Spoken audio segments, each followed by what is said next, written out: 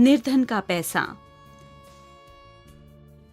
किसी नगर में गंगा के किनारे बैठकर एक भिखारी भीख मांगा करता था। उसके हाथ में एक कटोरा रहता था, जिसे जो दान देना होता था वह कटोरे में डाल देता था। वर्षों से भिखारी के जीवन का यही क्रम चलता आ रहा था। जाड़ा हो या गर्मी, वर्षा हो या वसंत, वह बड़े तड़के वहां आकर बैठ जाता और जब शाम का अंधेरा होने लगता तो वह उठकर चला जाता। कभी किसी ने यह जानने की कोशिश नहीं की कि वह कहां से आता है और कहां जाता है।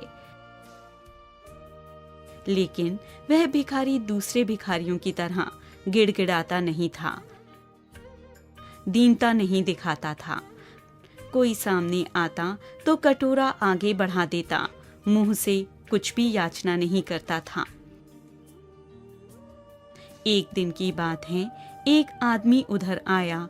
उसकी चाल ढाल, कपड़े लत्ते, भारी कम भारी शरीर और गले में पड़ी सोने की जंजीर से उसने समझ लिया कि वह कोई पैसे वाला आदमी है।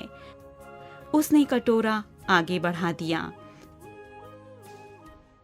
उस आदमी ने भिखारी को देखकर ऐसा मुंह बनाया जैसे कोई कड़वी चीज मुंह में आ गई हो। फिर जेब में हाथ डालकर बड़े अनमने भाव से 10 पैसे का सिक्का निकाला और भिखारी के सामने जमीन पर फेंककर आगे बढ़ गया। वह भिखारी ये हरकतें देख रहा था। उसने आप देखा न ताव, सिक्के को उठाकर उस आदमी की ओर फेंकते हुए बोला, ये ले अपनी दौलत, मुझे तुझ जैसे गरीब का पैसा नहीं चाहिए। उस आदमी के पैर ठिठक गए। उसने एक क्षण भिखारी की आंखों में देखा, उसकी भाव भंगिमा को देखा। तभी उसे एक धर्म ग्रंथ में पढ़ी बात याद आ गई कि जिस दान के साथ दानदाता अपने को नहीं देता वह दान व्यर्थ है, और जिसके पास दिल नहीं वह करोड़ों की संपत्ति होते हुए भी सबसे गरीब है।